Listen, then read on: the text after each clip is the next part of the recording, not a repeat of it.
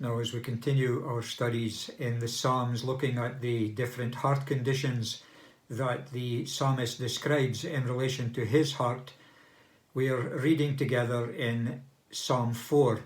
And I'm going to just take time and to read through the whole psalm. Psalm 4, verse 1, to the chief musician upon Neginoth, a psalm of David. Hear me when I call, O God of my righteousness. Thou hast enlarged me when I was in distress. Have mercy upon me, and hear my prayer. O ye sons of men, how long will ye turn my glory into shame? How long will ye love vanity, and seek after leasing, Selah? But know that the Lord hath set apart him that is godly for himself. The Lord will hear when I call him. Stand in awe, and sin not. Commune with your own heart upon your bed, and be still, Selah. Offer the sacrifices of righteousness, and put your trust in the Lord. There be many that say, Who will show us any good? Lord, lift up the light of thy countenance upon us. Thou hast put gladness in my heart, more than in the time that their corn and their wine increased. I will both lay me down in peace and sleep, for thou, Lord, only makest me dwell in safety.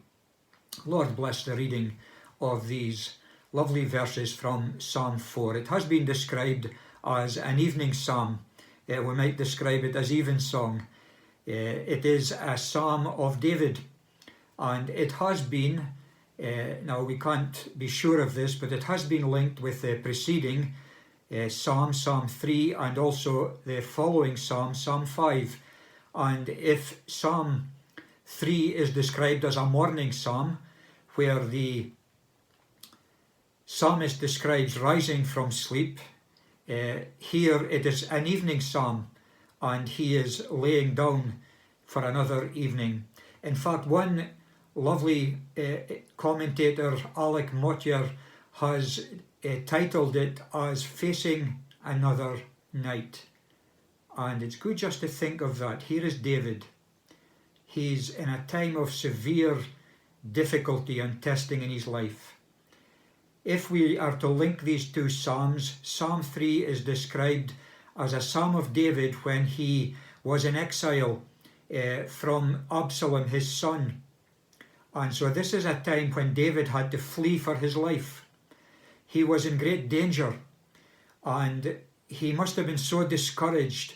And it says that he and his people crossed over the brook Kidron. They went up the Mount of Olives weeping. And so it is a time of great difficulty. And so here we see David facing another night. And we're just going to, if you have the psalm open in front of you, we're going to work our way down, and we're going to see that he describes his heart as being a glad heart. And we really want to find out how on earth David can describe his heart as being glad in the midst of such difficult circumstances. And so notice in verse 1, David's prayer, the prayer of the psalmist. Notice he will say, Answer me when I call, O God of my righteousness, and be gracious unto me. Hear my prayer is the thought. Have mercy is the thought of be gracious unto me. And so notice the person he is calling upon, the one he addresses is the God of his righteousness. And that is an interesting title, isn't it? He is addressing God as the God of his righteousness. And so we see here the essential nature and character of God. He is righteous. And he is the God who is described as our rock in Deuteronomy. We heard about that recently. God our rock, whose way is perfect, and all his ways are just or right or righteous. And so he is God of my righteousness. He is the righteous God in all his dealings. He is the God who does what is right. And so God can do nothing out of character and can do nothing that is unrighteous. But it's wonderful to think, as the expression God my righteousness might allude to, that he is the God who gives righteousness, the God who declares righteous. Jehovah Sidkenu, the Lord our righteousness. And so we see here God of my righteousness. And as he thinks of the character of God, he remembers God's past dealings with him, and he says, you have enlarged me, you have given me relief in the past when I was in distress. I was in a tight place before, not the first time I've been hemmed in and in a difficult place, in a tight place, but you have enlarged me in the past. You have given me relief in the past, and I remember that. And he says, be gracious unto me now in this my present need. And so we see his prayer in verse 1. We see his perplexity in verse 2. Notice twice in verse 2 we read the expression, how long? How long? And that just gives expression. We haven't time to deal with the detail of it, but there is the thought in his mind, the perplexity of his mind, and he's asking the question, how long, Lord? How long is this going to go on? How long is this circumstances going to last? In relation to David, how long are my enemies going to speak against me and pull my honour down into the dust? And so he is perplexed, and he asks the Lord, how long? Maybe you're there, maybe you've been there, and you've just said, Lord, how long? How long must we endure this? How long will you allow this to go on? Well, the psalmist can identify with that. But in the midst of his perplexity, there is a promise that he reminds himself of. And in verse 3, we see that promise, don't we? When he could say, the Lord has set apart the godly for himself, and the Lord hears when I call upon him. And so we see in the midst of difficulty, he's reminding himself of the promises of God and of the purposes of God. And oh, that we might do that we might rest on God and his word, rest in the promises, in the words of the hymn writer, that we might find our reassurance from reminding ourselves of the sovereign purposes of God, and that we might rest there and say with the hymn writer, we're standing on the promises of God, standing on the promises I cannot fail, and just wonderful to think of the promise of God. And then verse 4 and 5, I want to suggest now that difficult circumstances can so easily lead to anger, to bitter thoughts, and to unkind words arising. And David is perhaps thinking of that in verses 4 and 5 when he says, be angry and do not sin, stand in awe and sin not. The verses are quoted in Ephesians chapter 4, aren't they? And I just want to suggest that as there might be a spirit of anger and bitter thoughts and unkind words arising in our lips, David is saying, wait a minute. He says, sleep on this. He says, don't verbalize these thoughts. Don't let them come out. He says, I want you just to go to bed and lie down and ponder these things and just sleep on it. And not only so, he goes on to say, I want you to offer right sacrifices and to put your trust in the Lord. You notice that in verse 5, offer the sacrifices of righteousness and put your trust in the Lord.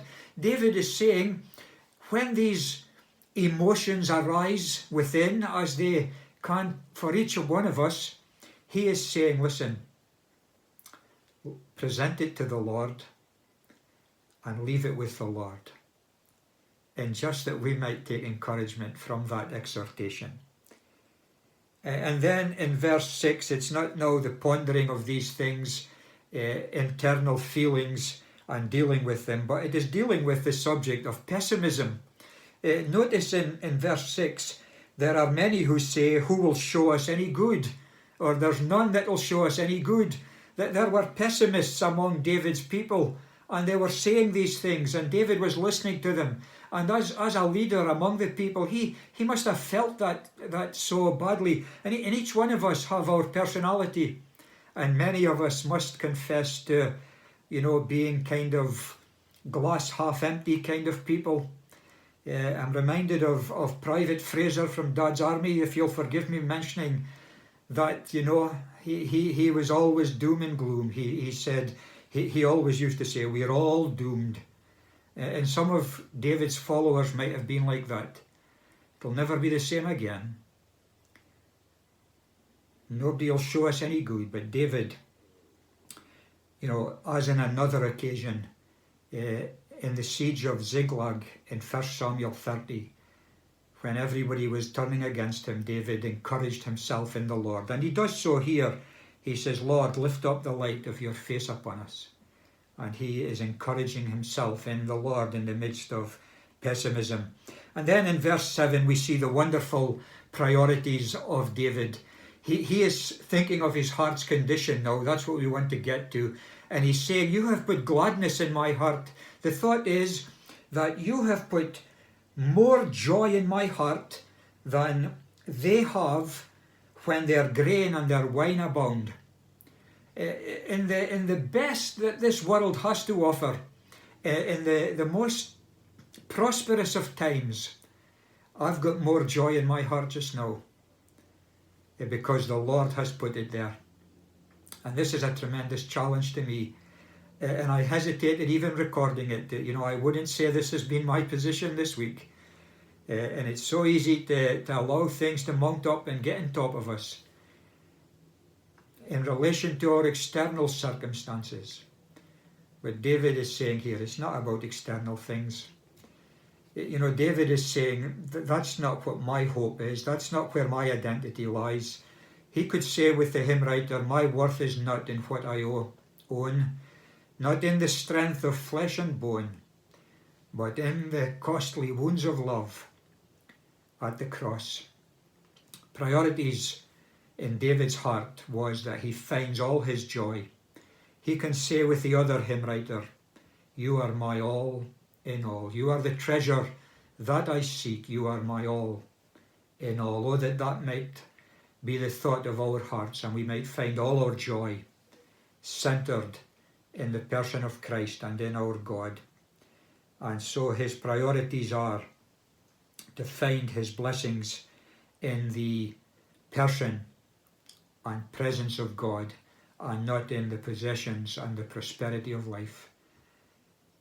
Saying with the prophet Habakkuk, I think I wrote that expression down. Perhaps you've thought of it already, when he could say, if the stall is empty, and though the fig tree should not blossom, nor fruit be on the vines, the produce of the olive fail, and the fields yield no food, the flock be cut off from the fold, and there be no herd in the stalls, yet I will rejoice in the Lord. I will take joy in the God of my salvation. That's the thought here, isn't it? And then notice in verse 8 his peace. He says, in peace I will both lie down and sleep. He says, in tranquility I will lie down and rest. For you alone, O Lord, make me to dwell in safety. How can we face another night? By just remembering the God of our righteousness, remembering everything is in his hands, and just committing all to him, and finding our joy and the gladness of our heart to be in him and in the light of his countenance. May the Lord bless these thoughts to us.